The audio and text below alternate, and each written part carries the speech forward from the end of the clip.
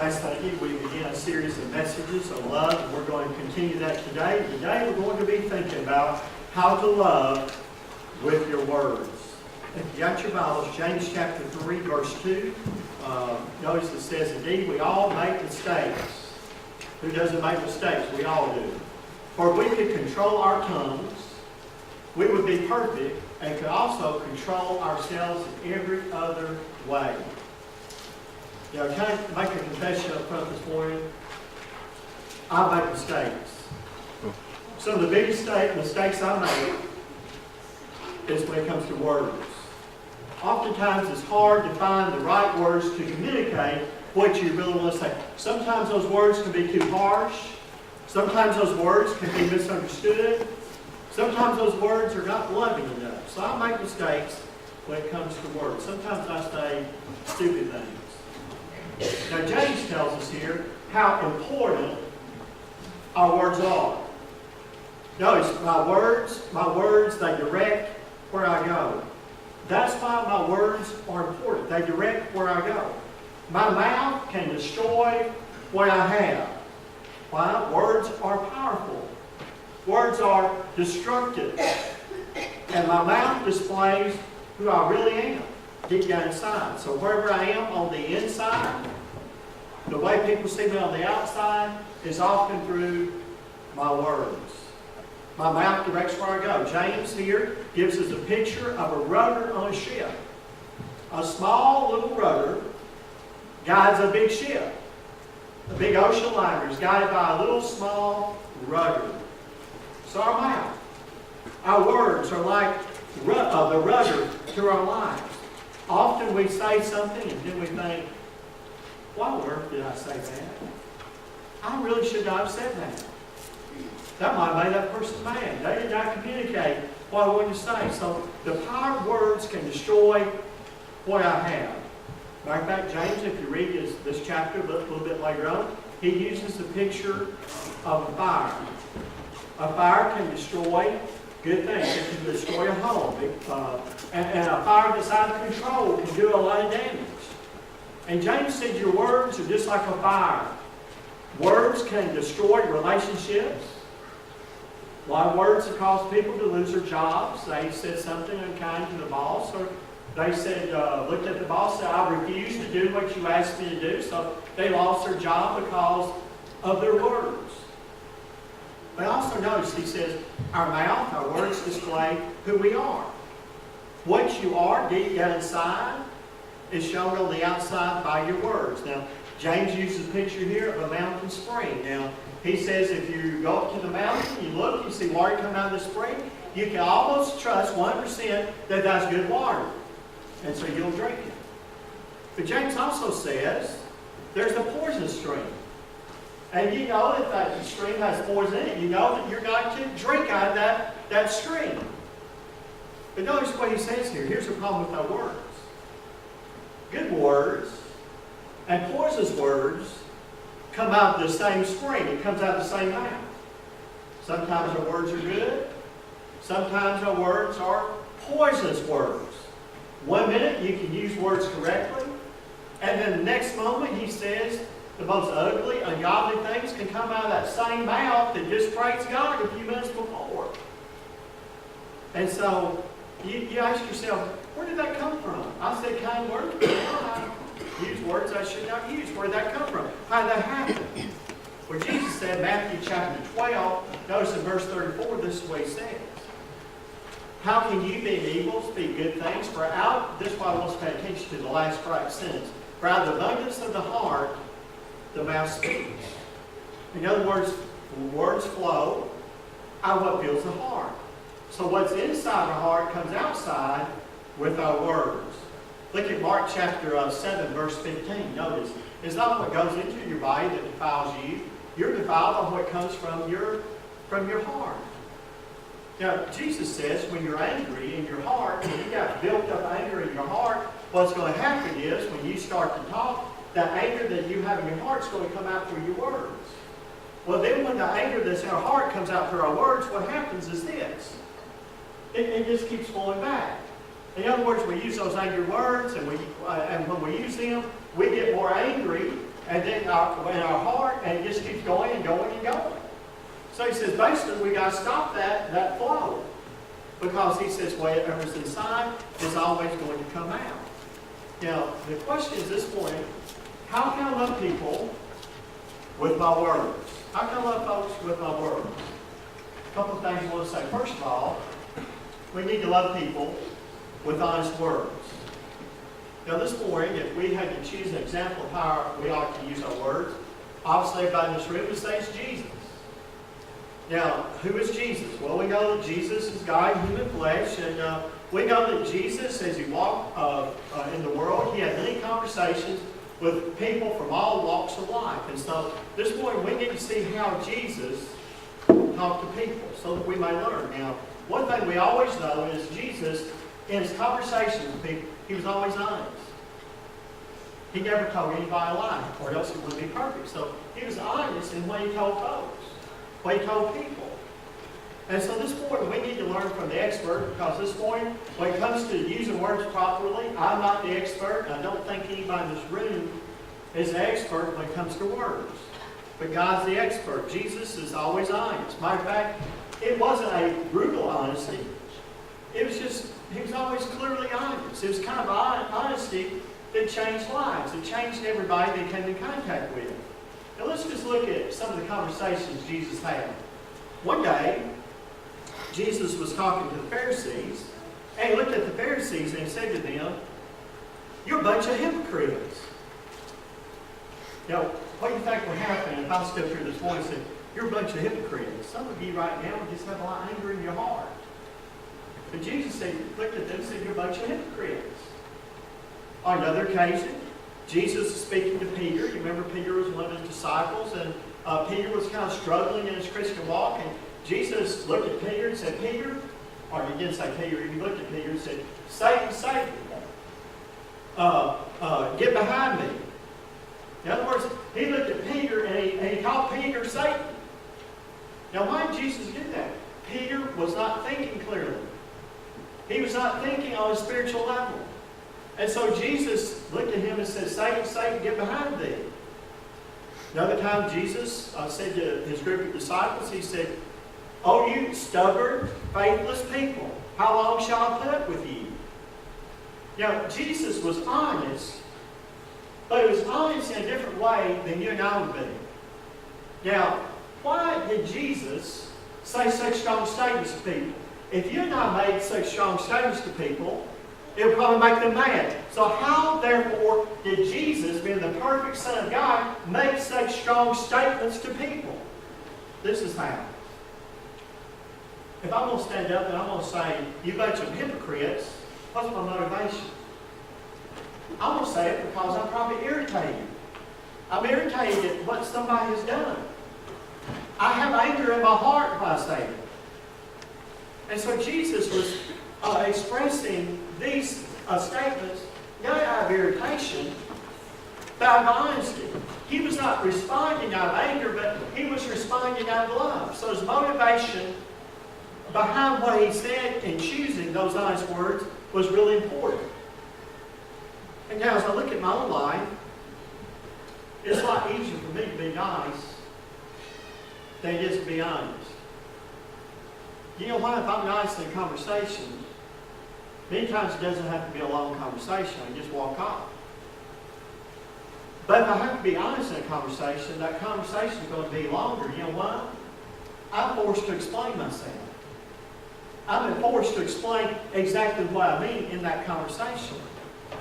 And so sometimes when you're honest with people, you've got to talk through it. And it takes time. It takes a lot of effort. You see, if I'm just nice, then there's not going to be any difficulties in that relationship. But here's the problem. When I'm nice, it doesn't change anything. The problems, the difficulties, the thorns in that relationship still remains. It hasn't changed anything. So nice doesn't move the relationship down the road and make it progress healthy the way it should. And so sometimes we're nice because we don't want to engage in lengthy conversation. But Jesus wanted to change lives. He wanted to impact lives, so he was always lovingly honest. Now, how does this honesty thing work? Look at Ephesians chapter 4, verse 15. We're just going to look at the first part of that. Instead of speaking the truth in love. Notice, Jesus says it takes two things. You're going to be honest, it takes two things. First of all, it takes the truth. You got to tell them the truth. Now, you can tell folks the truth, but notice it's got to be balanced by something else. It takes truth, but it also takes love. You know, there's a lot of times you tell folks the truth, but you don't love them. You just tell them the truth, but you don't love them. So it takes truth, but also it takes love. It can't be one or the other. So some folks, all they have is truth. So with truth, you got to put that love with it. So people need to see you're telling them what you're telling them because you love them, that you care about them, not because you're trying to use words that may hurt them or harm them or put them down. So we got to balance the truth always with love. Now, there's some people who are all love and they're just no truth. You know, that if somebody walked up and said homosexuality, God approves of it, okay, all right, that's fine. They're not going to look at that person and say, hey, now wait just a minute. What does the Bible say? The Bible says it's a sin. And I love you. I want you to come to church. Because the only way you're going to get rid of your sins is through a relationship with Jesus Christ. But you know, there's a lot of folks that look at homosexuals and tell them, you're going to go to hell because you're homosexual. Now, that may be true. But folks, you're not going to win somebody to Jesus Christ that way. There's no way you're going to. You look at them lovingly and say your lifestyle is an abomination toward God. That's how you do it. But most people do it like they enjoy it, saying, well, you're going to go to hell because your lifestyle is not pleasing to God. They're never going to change. And so there's some folks that are so balanced with love that there's no truth in what they say. Sometimes you have a conversation with somebody and they just may walk off and you think, I know they're trying to tell me something, but I have no idea what they're trying to tell me in the first place. Look at Proverbs 27, verse number 5. An open rebuke is better than hidden love. In other words, many people around you will say good things that will flatter you. When people say good things about you, what does that do? That makes you feel good in the inside. But sometimes people out there will not say what you need to hear. They're going to say what they think you want to hear. And they never tell you the truth. They never tell you the truth in love. And so we need people in our lives that when we have a wrong perspective of things, they will kindly, sweetly, in truth, correct us. We're not seeing things the way we ought to. So we need folks in our life that will share with us honest words. Now, you know, every pastor, every boss, everybody that's in a leadership position, you need folks, number one, that love you. You need to know that they love you beyond a shadow of a doubt. The second thing is, you need folks around you who will tell you the truth, not what you want to hear. And that's the only way you'll ever be successful in anything you do. Most folks I know will always tell you what they think you want to hear.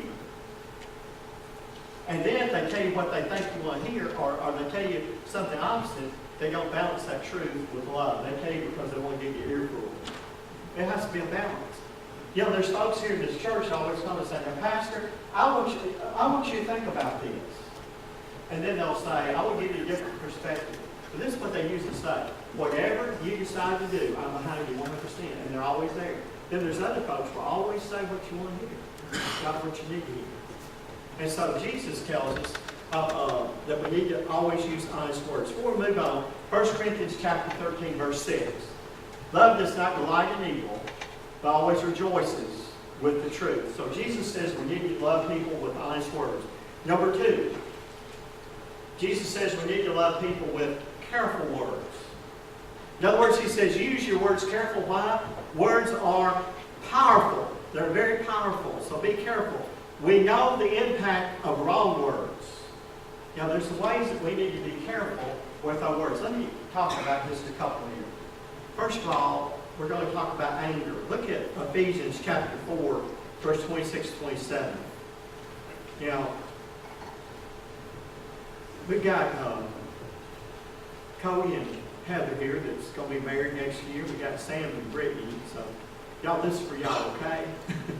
No, I'm just kidding. I had to say that.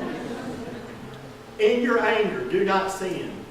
Do not let the sun go down while you're still angry. Verse 27. Do not give the devil a foothold. A preacher one time looked at his wife and said, now, I want to ask you an honest question. Can you remember the biggest argument we've ever had in our marriage?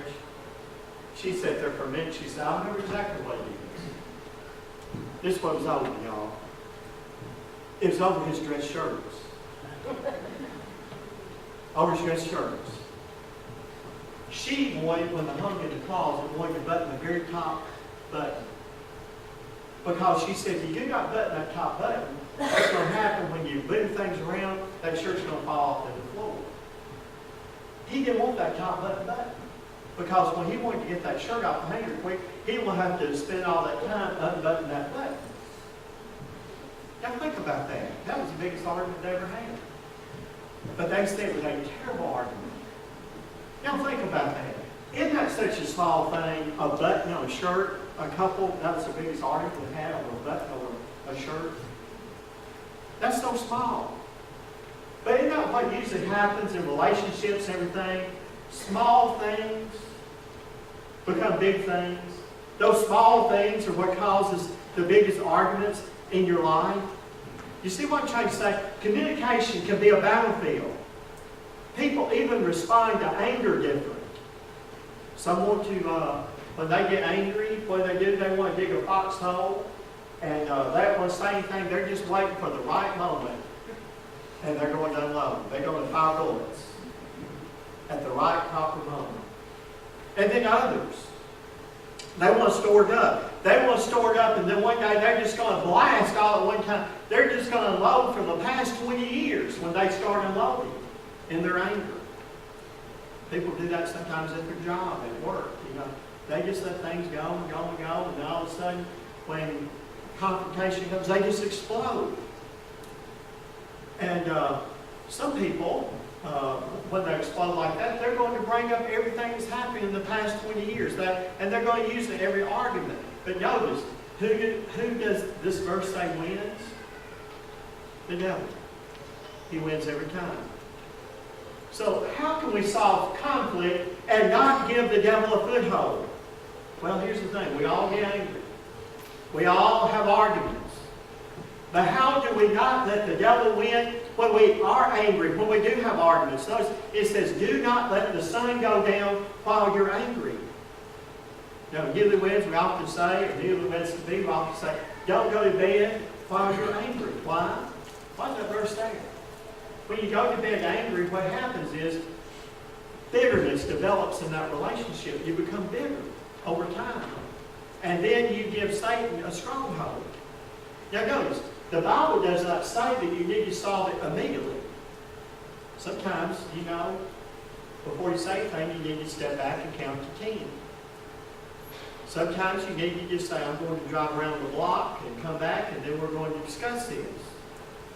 But God says if you do not deal with that anger in your relationships, you're going to give the devil a foothold in that relationship. So he says, be careful with the words and anger. Now we're going to talk about something else, and this may hit us a little bit hard. Gossip. Growing up in church, I knew gossip was a sin. But sometimes we do not realize the seriousness of gossip in lives. Matter of fact, the Bible says gossip is right up there next to sexual immorality and murder. And so God puts them on the same list. Now, let's be honest. Sometimes when you're in the grocery store, just like me or Walmart or somewhere, you stand in the checkout line, you're tempted to look over there at the National Enquirer. You know, still remember a headline back when I was a young man back in the 80s. It says, Nancy Reagan is expecting a child. Well, I thought, well, she's going to be the oldest woman in history to have a child. And then they'll have all these gossip things. This couple in Hollywood's breaking up, or this couple, or this man in Hollywood's fighting with this woman, and all this gossip. Well, we look at that in those grocery store lanes. And we think, well, that's not believable. But can I be honest? People in church have their own version of gossip. You know what it's called? Prayer request time. In other words, a lot of times the prayer request time will say, did you hear about John? We need to pray for John. Well, what about John? Well, John got upset at work this week and he cussed out his boss, so he lost his job and he's looking for a job. So we really need to be praying for old John. So we tell all those gory details about what he's done. Well, here's a great definition. We should not share anything with someone who's not part of the problem or part of the solution. Now, I don't want anybody to come here and feel funny about doing prayer requests, but you understand what I'm saying.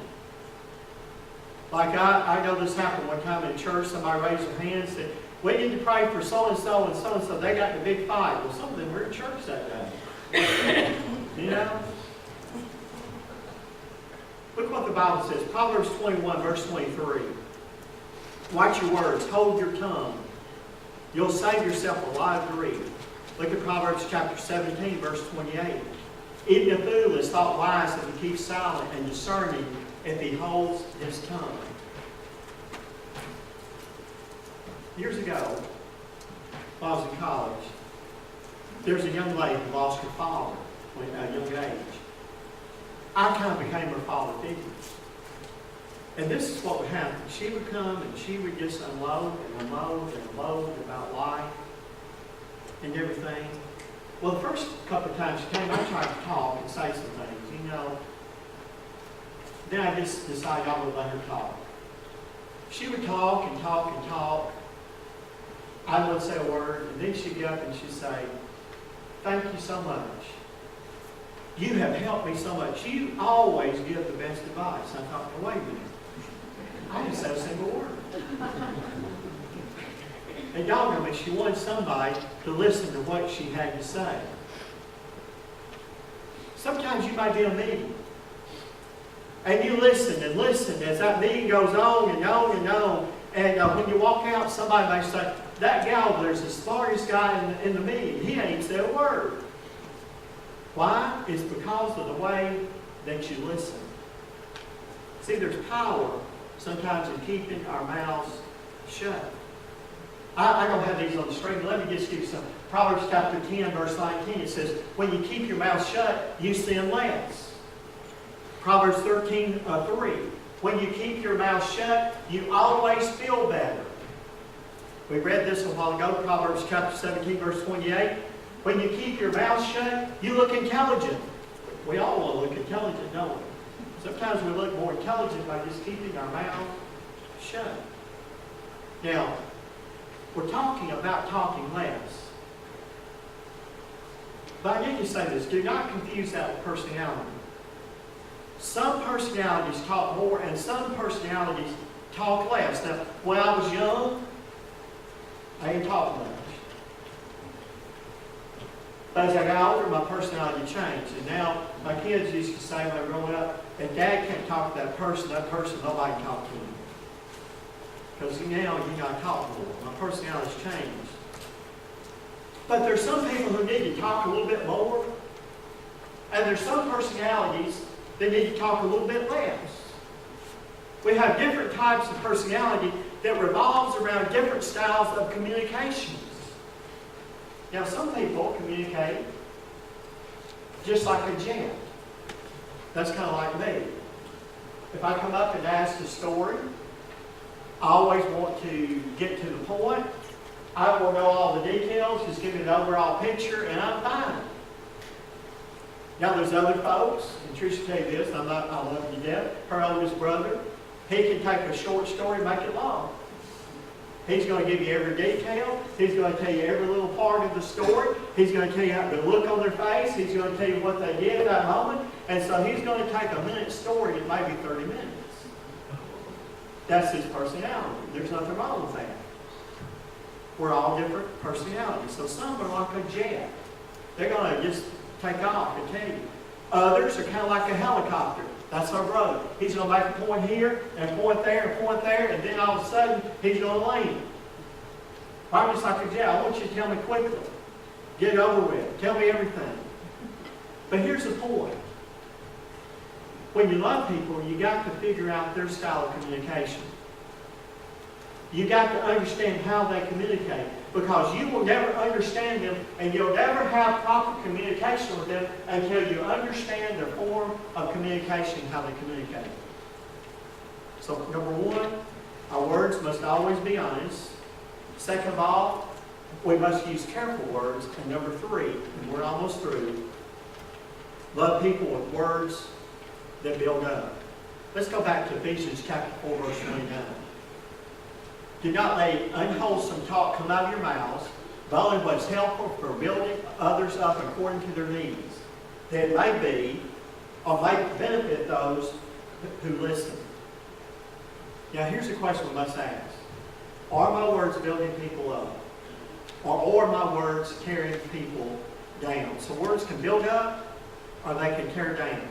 Words can build a relationship, or words can tear down a relationship. Words can build a marriage relationship, or words can tear down a marriage relationship. Words can build up a child's self-esteem, or words can tear down that child's self-esteem. A lot of children today have problems because they've heard in the background the parents say, you're never going to amount to anything. You're just worthless. And they believe that, so they act accordingly. That's the reason they have difficulty in schools, and that's the reason they have so many issues, because their self-esteem is low, because they've always been told that they'll never amount to anything in their life. And so words can build a relationship up with a co-worker, or words can tear down a relationship with a co-worker in which you need to share Christ with. So here, I've used this before, but very quickly, I want us to take the word think. T-H-I-N-K. Let's take the T. Is it truthful? Is it the whole truth and nothing but the truth? So we need to always tell people the truth. The H. Is it helpful or will it harm? The I. Is it inspirational? Is it going to build up or tear down? Is it going to give people hope and encouragement, or will it make them not want to move forward in their life? N. Is it necessary? Is this whole conversation necessary? In other words, there's a kind of talking too much. Some things are not necessarily wrong to say. There's nothing wrong with saying them, but it's just not necessary to say it. In other words, there's nothing wrong with saying it, but it's just not necessary to say it. And then K. Is it kind? The Bible says love is kind. And so when we take just what I told you, we need to think before we speak. So think before you speak. Now, here, I want to close with this, some verses very quickly. It's just like a machine gun. We're going to look at some verses very quickly before we close. What kind of words should you and I use this week? First of all, we ought to use kind words. Proverbs chapter 12, verse 25. Worry weighs a person down. Encouraging words cheer a person up. Have you ever been down when somebody comes on encouraging words? They always cheer you up. So let's use encouraging words, kind words. Next, we need to use gentle words. Look at Proverbs chapter 15, verse 1. Notice it says, a gentle answer turns away wrath, but a harsh word stirs up anger. We need to use gentle words. We need to use words and speak the truth in love, but not cause somebody to have anger in their heart. So we need to use gentle words. We also need to use pleasant words. Proverbs chapter 16, verse 21. Notice it says, pleasant words promote instructions. In other words, our words need to be pleasant because we want to teach people the ways of God. Next, we've already mentioned this, honest words. Proverbs chapter 24, verse 26. An honest answer is like a kiss on the lips. Don't you like to receive a kiss from your loved one on the lips? I know this is church, but hey, that's fine. An honest answer is like a kiss on the lips. So we need to use honest words. Our words need to be honest. And then lastly, we need to use wise words. Proverbs chapter 12, verse 18. Reckless words pierce like a sword, but the tongue of the wise brings healing. The tongue of the wise brings healing. So we need to use wise words this week. What about your words? Now let me just say this. There's a lot of folks, we'll get ready for invitation time. There's a lot of folks that come to church, and